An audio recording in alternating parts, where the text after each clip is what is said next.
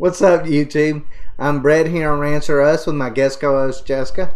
Hello. As always, guys, if y'all enjoy our content, don't forget to like, subscribe, and leave that comment down below. We're on the road to 1,000, and we hope you guys can help us get there. Alright, so this is our Shadow and Bone Episode 5 review here on Rants. What was your initial take? Oh, my Lord.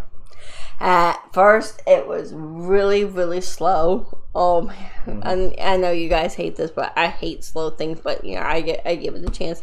But as soon as the conductor scene came in, from the conductor scene and to the end of the movie, was magnificent. It was like, bam, bam, bam, bam. It was so It really good. Was.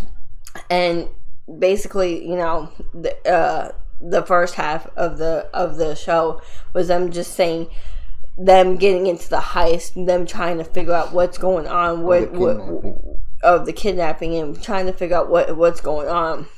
And you know, that stuff's kind of boring, anyways.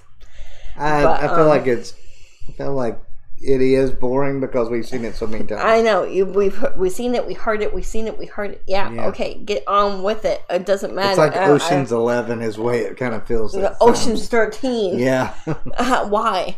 Anyways, but like I said, from the conductor scene on, I was blown away. I can't wait to watch the next episode. I actually agree with you 110% on that. I think the first half was incredibly slow. Mm-hmm. It was mainly just like Jesper trying to seduce a stable boy. Which I did not know he was gay. I have nothing against gay guys, but jeez, I didn't know he was gay. Well, I already knew it because of the book. Because he's reading the book. But I will say this. There was that, and then there was just Mal, coming into camp. After finding the I guess you'd call it stag. Yeah, that's what they've been calling it. And it really just kind of went slow. There was a lot of the kidnapping things, them preparing. But after the conductor tried to, I don't know what you would exactly call it. Well, would you call that try to murder, or would you try that? It wasn't, because I saw something in this show. I was like, well, I was talking with Brett, and I was like, well, he's a traitor. He's a traitor, but he went to go slit her throat, but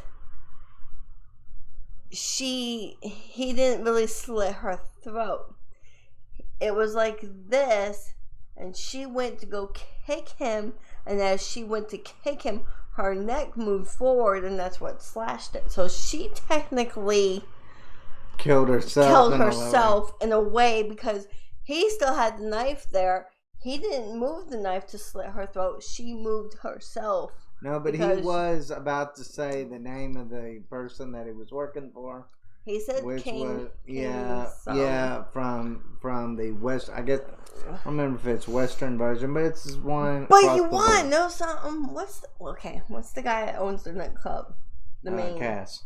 Cass knew about it. Yeah, Cass. Well, because we knew he knew about it, because remember he saw him go into that tent when he was going to get the goat. But when he was talking with the girl, he's like, he already betrayed us. It's his own loss. I'm like, yeah, she was, dang. Yeah, Nej was like, basically like, what about him? And he's like, well, he's got his own thing done. I sent him to go after the woman that they thought was Alina, and it turns out and that's another thing. That is just, it's like he knew, but then again, he was smart.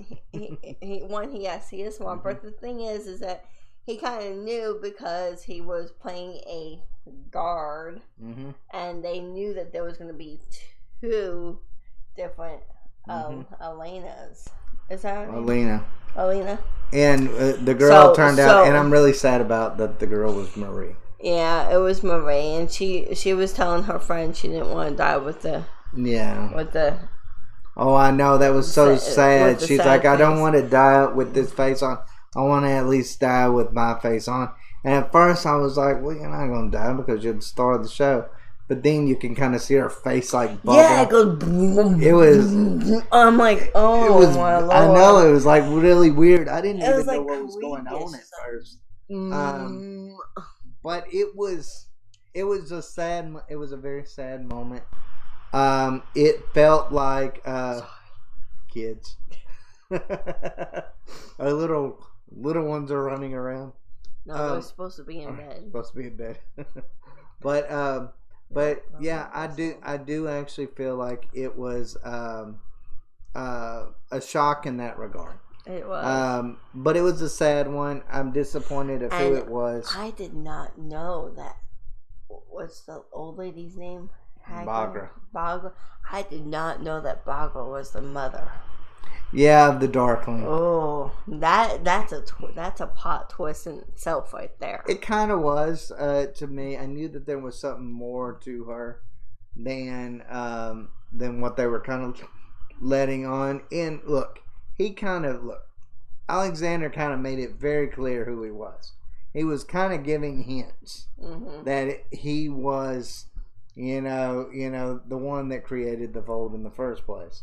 So I mean, that part didn't actually shock me too much. I'm looking forward to knowing more. But I tell you the one thing, and I asked you about it when we saw that episode.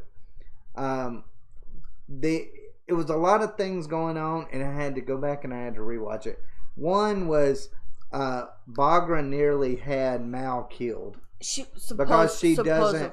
Well, no, she was the one that was behind it. Yes. She had the guard go in there and try to kill Mal before he could tell Alexander where the stag was. Yes, and but she thinks that Mal's dead, but he's not. Yeah, and they already killed the guy that was with him.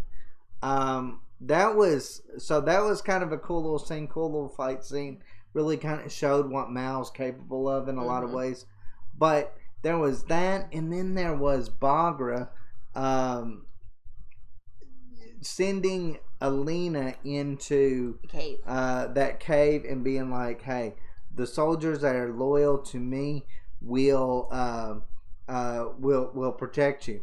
And she tells her to go straight. Instead of going straight, she goes... said, when you get to the fork, go to the right. To the right, if you go to the right, there's a pantry with some food and stuff, and you stay there until I come get you. No, she wants to break the rules like she always does, and she wants to go left. So she goes left, and it brings her to the stables. But was Bagra planning on killing her as well? No, I don't think so. You don't think so? No. I don't know. There's a part of me that kind of thinks that she was, in order to keep her son from having Alina. Powers. I think she would be willing to do anything, and I understand where she's coming from. Because we learned that, hey, her son is behind the Volcra, the whole, But my favorite scene was when she climbed into the back of the buggy. Yeah. And what's his name? Jasper. He's like, oh, no way. Oh, no way. It's cool. It's cool. He's just sitting out there watching, and all of a sudden you see Alina come and get back of the buggy, and he's like... And the same buggy that they're leaving. So much for the whole kidnapping. And then she just kidnapped herself. And then they're like, we lost the target. He goes, did you really know? Mm-hmm. Did you? Just ask. Just ask. Just ask. That's all he kept saying. Overall, I would say this episode was by far one of my favorite, because we got to learn a little bit about the Darkling. All I know is that they better keep the same characters for season 2, because if they don't, I'm gonna be highly upset. We're finally learning the true side of the Darkling. I thought Bagra did a really good job telling Alina, where she's like, "Oh, did he just give you this poor boy charm where he's not he's just boy. Like and she's like, he's not.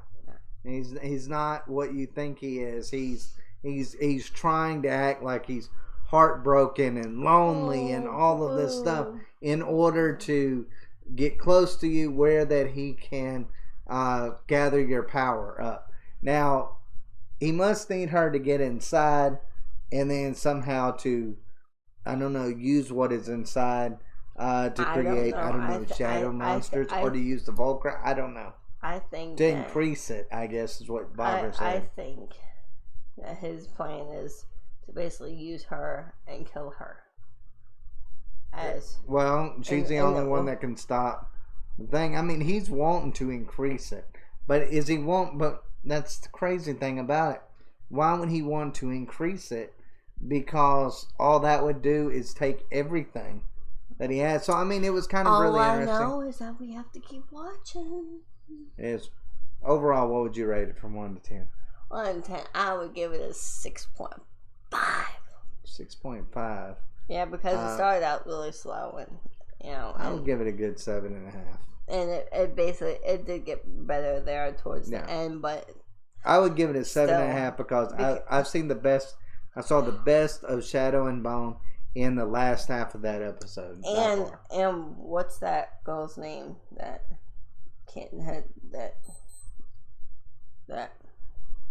had is the I can't think of it.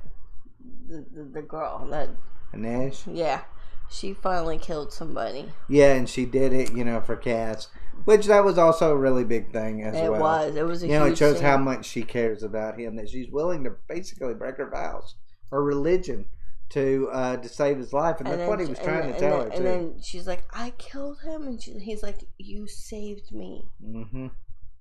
But it technically, yes, she did save him, but it was his plan to begin with. So if he never would have enacted the plan, she never would have had to broke her vows. Yeah. So she probably should kind of look at it that way as well.